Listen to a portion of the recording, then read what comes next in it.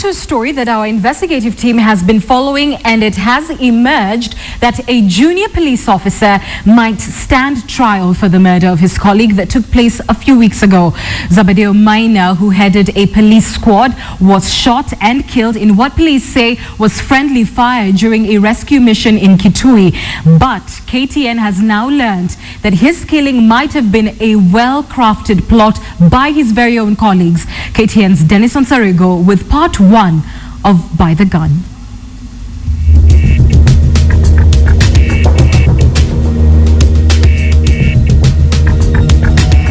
Dewa wakaambiwa time na kamba na nyuma, kwa sababu alikuwa mtu mzito, wafunge na kamba waangushe chini.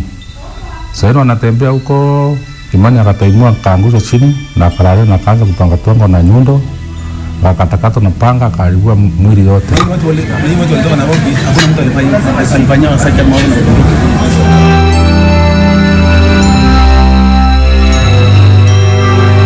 The National Police Service has lost a mature, dedicated, hard-working and well-disciplined officer.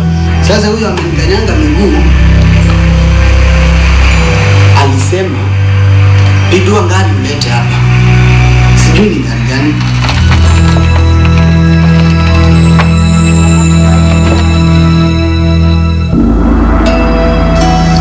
It's so painful. No one can express what we have been robbed. No amount of money can fill his gap. No the comfort one can heal. May Almighty God help us accept his will. The burial of a senior police officer almost goes unnoticed. This was 2 weeks ago. The last funeral rites of a man were rapidly risen through the ranks of the police service. Zabedeo Maina's exit from active duty was as a result of a rescue mission gone wrong. The police officer was shot and killed in Kitui town hours after aiding his Nairobi counterparts in tracking down suspected kidnappers. Or so they had made him to believe. Mina was shot from the back as he wrestled the supposed suspected kidnappers. The police officer succumbed to injuries just minutes after being rushed to a local hospital. His death was termed as a mission gone wrong. But those who knew Maina were convinced that his killing was not a normal one. Maina wouldn't just die. No, just like that, some said.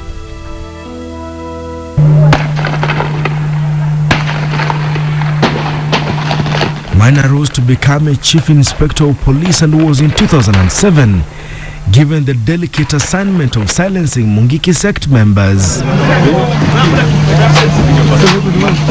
Mina was heading the Eagle One, a crack unit that was formed to clamp down on the outlawed group. The crack unit drew its powers from the Operation Ondoa Kwekwe squad and the dreaded Rhino squads.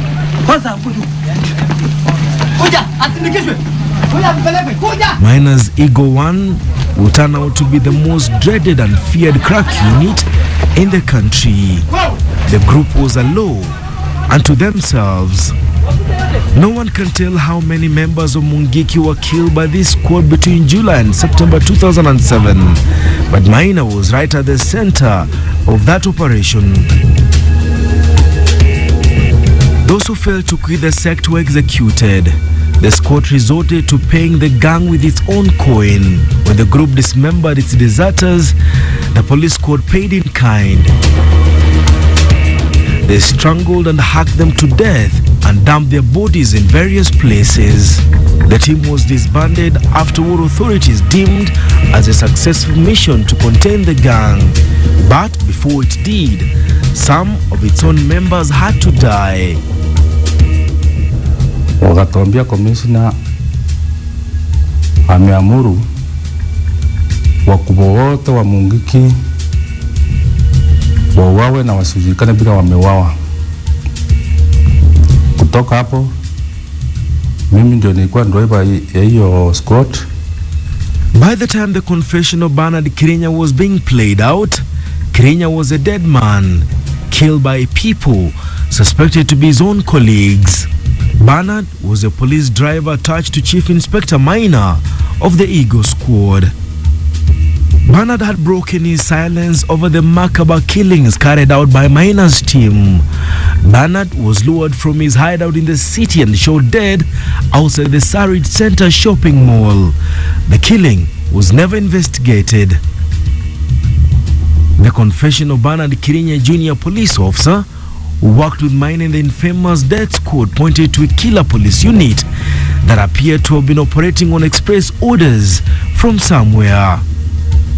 For a man who received instructions from his seniors to execute suspected criminals and gang members, Mina had numerous dirty secrets in his hands. His death was now no secret, but the circumstances under which he died have remained mysterious. Notable cases in the late Kirinya's confessions include the killing of Kimani Ruo, a Mungiki leader who was abducted outside Nairobi locals in June 2007, moments after he was acquitted on charges of being a Mungiki adherent. Ruo's mutilated body was later discovered and the killing blamed on differences and alleged fallout of Mungiki sect members. But according to Kirinya, the killings were state-sanctioned. Maina walked around with a hammer, and rarely did he use his gun in executing those he had received instructions to eliminate. Wakaambiwa time yeye na kamba na nyuma kwa sababu alikuwa mtu mzito, wafunge na kamba waangushe chini. Sasa wanatembea huko, Kimani akataimua kaangusha chini na karare na kaanza kupanga na nyundo, akatakata na panga akaribua mwili yote bila hata wewe kujulikana. Tukatoka hapo tukarudi tukaingia kwa magari. Maina akasema tuende tukule hapo Kasarani kwa sababu ilikuwa kama saa 6 usiku hivi.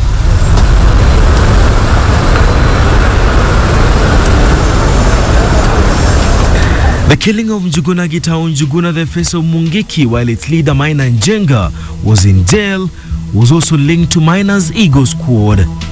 Nothing was stolen from him. Njuguna had called someone informing him that he was on the way to meet a representative of an international organization. He died before getting there. August 3rd, 2013, Chief Inspector Zabedeo Maina, at the time a Deputy District Criminal Investigations Officer, is called by his seniors from CID headquarters in Nairobi. The officers want Mina to assemble a team of police officers to help the Nairobi team track down the kidnappers. By the time the Nairobi team was leaving for Kitui, Mina's team had scanty details about the number or even the identities of the kidnappers. The Nairobi team reportedly told Mina they were in the company of a woman who was supposed to be the mother of the kidnapped child. But KTN's investigations desk has since learned there was no kidnapping. It was a trap that Mina walked right into.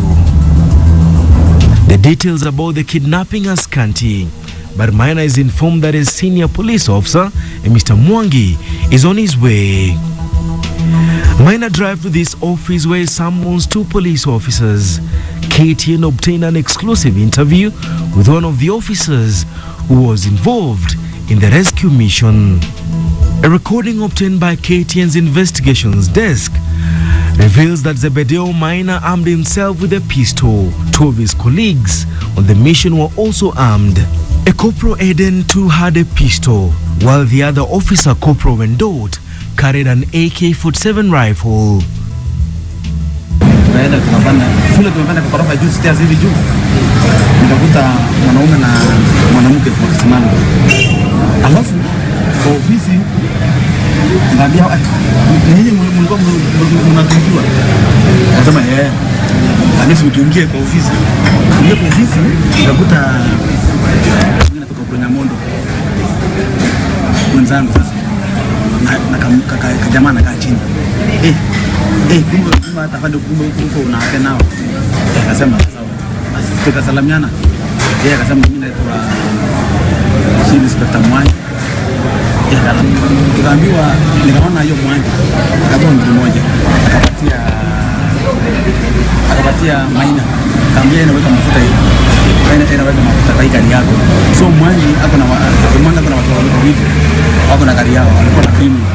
Na sisi tuko na NCD ya marehemu. Sasa tukakuja sisi ndio tunaongoza. In a quick turnaround, the team drove back to Kitui town. Tukaenda kufika mahali inaitwa Mkililia. Akapigwa simu. Aongea alafu akatuambia tunapangana tena hiyo watu wako Kitui Ndao Road. Alafu akapigwa simu. Akaambiwa mahali mko. Hiyo watu within hiyo vicinity. Hiyo watu wako hapa. Unaona? Sasa hiyo kananiambia wewe utapata kwa gari, wewe utapata kwa gari, sababu ukionekana watu watatoroka. The police officer says he remained inside the cars. Mina and his colleague stepped out. The officer says he had to conceal his weapon from the prying eyes of the kidnappers they were pursuing. Ndugu yangu mimi nikakaa kwa hiyo gari. Nilikaa 30 minutes kwa hiyo gari ndani. Nikasikia marisasi. Nimestuka. Kutoka hivi, ona hivi tunaona Maina, marehemu, kuna mtu anashikana mtu hivi, anareso na mtu. Zabedeo Maina had been shot, and according to one of his colleagues, the person who shot him was an alleged kidnapper he had tried to wrestle to the ground. The police officer says he was not the person who pulled the trigger. Someone else might have shot Maina. Maina tumeduka msasa na huyu mtu. Tafadhali huwa huyu mtu. Sasa kama hayabo chini. Ananiambia huwa huyu mtu. Sasa hiyo yeye amesonga huko. Ananiambia mtu na huyu mtu tafadhali huwa huyu mtu. Huwa huyu mtu. Nyamura ananiambia atupata mtu yote na hiyo mtu usiwe. Sasa hiyo mimi uko shot Maina. Mimi shot Maina. Mimi nilipiga juu. Na kupiga kwangu juu nilikuwa na vita. Rescue nani? Rescue na kudispense. Hao watu wengi. It is the events outside this building, the characters involved in the shooting, and witness statements that has cast doubts on what police termed as a mission gone wrong. The police concluded that Maina was a victim of friendly fire. But was he? KTN's investigations point to something else. Dennis Onsarigo, KTN Prime.